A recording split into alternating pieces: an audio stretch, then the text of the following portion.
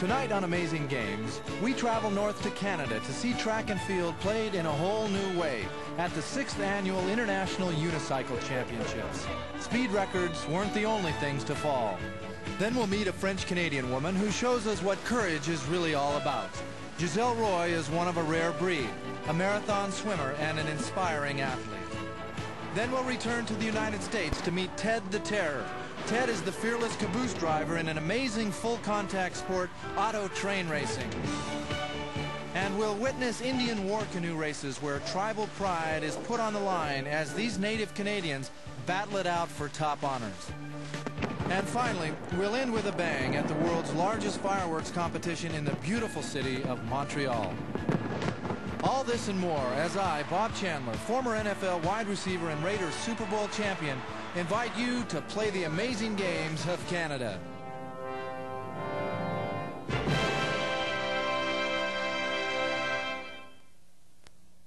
Hello and welcome to Quebec City. In 1961, President John Kennedy said about Canada, "Geography has made us neighbors, but history has made us friends. The strong ties between our two vast nations makes it a perfect place for us to visit as part of our global search to find the world's most amazing games. As a matter of fact, the more you know about Canada, the more amazing it is." This land of 26 million people is now the largest nation on Earth, stretching from ocean to ocean and up to the top of the world. Incredibly, 89% of all Canadians live within 200 miles of the 49th parallel, also known as the U.S. border. We're going to explore two distinct parts of Canada and bring you amazing games from here in the French-speaking province of Quebec, as well as the Western and English-speaking territories. Now, it doesn't really matter what language our northern friends speak, be it French or English, because the Canadians definitely express themselves in the games they play.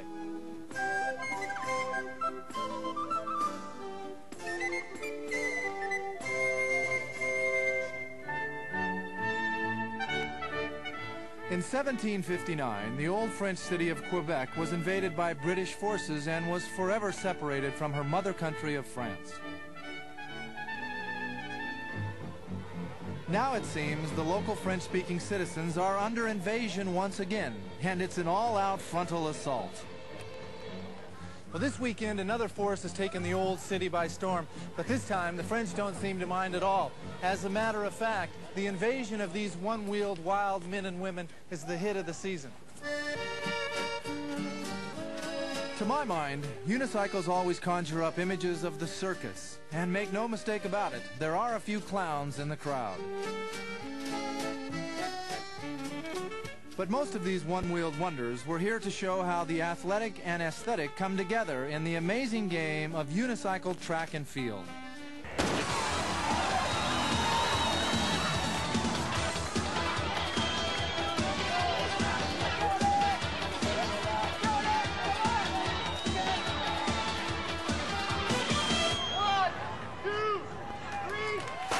Track racer moves his legs rapidly, but each step he's in contact with the ground, where what we're doing is round, round, round, round, with no ground contact except that wheel. But what it means is somebody who can maintain his balance while at the same time moving his legs very rapidly and moving forward.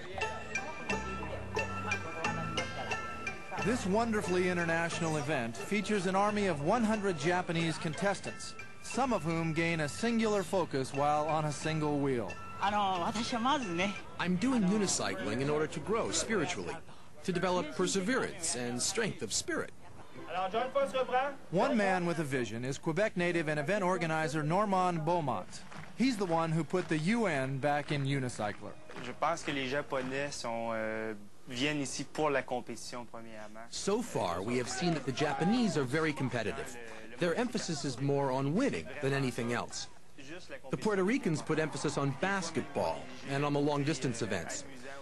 And the Germans and the Canadians seem to just want to have fun and enjoy it.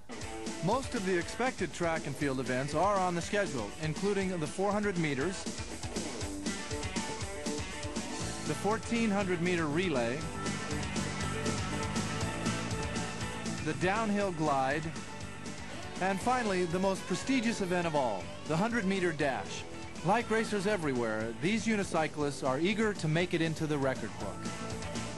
The times have been getting faster and faster. The riders that you've seen here today go at incredible speeds for unicycles. And I think the records are going to get broken one after the other. One guy who's got his eye on the prize is Kato-san. Kato began racing when he was 8. He's the speed champion and probably the best unicyclist in Japan today. Now, the secret to being fast on one wheel is pretty simple. As you see, I'm very thin and in good shape. Besides that, I just practice every day, no matter what. In his first attack on the 100 meters, Kato leaves his opponent spitting dust. But it isn't his best time. Now, in the second heat, the competition is hot on his tail from the start. He pulls out a win, but what is his time? 13.1 seconds, a new world record.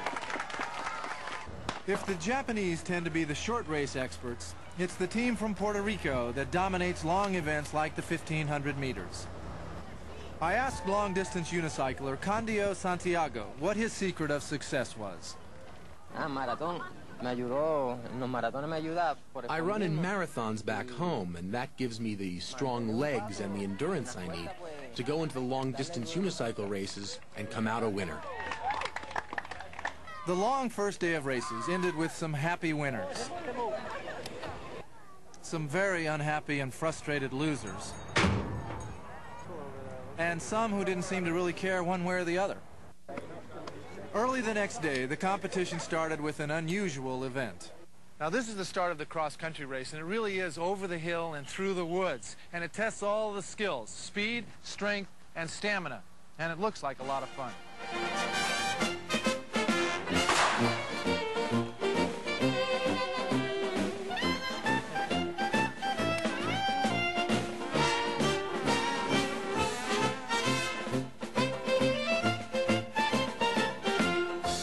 Heartbreak Hill. Now, they've already traveled about a half a mile through the woods, so these little hills become quite a challenge.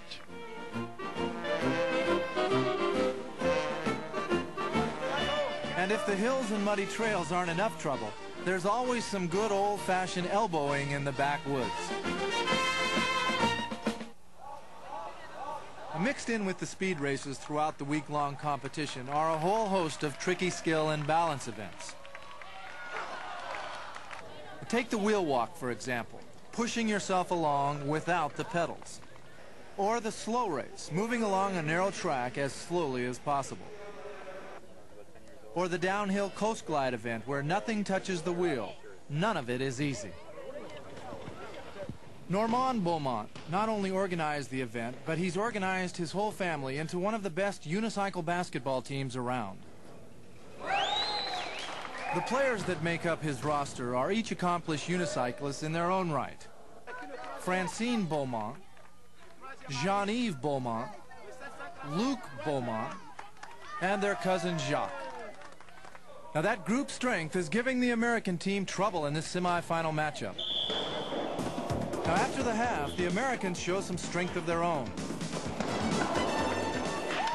But when the brothers turn it on, the game turns into a rout.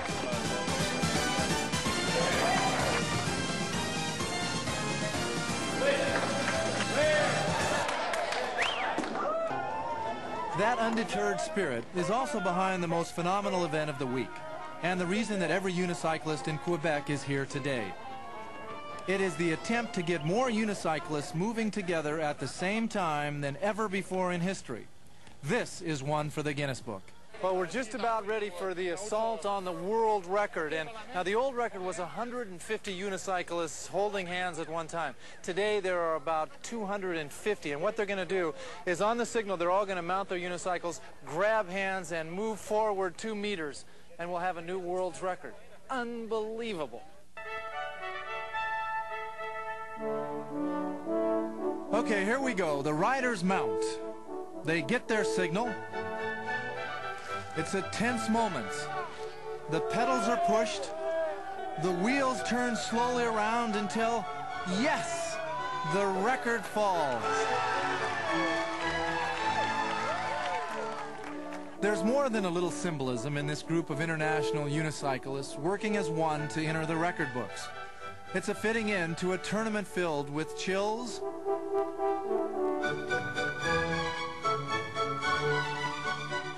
spills.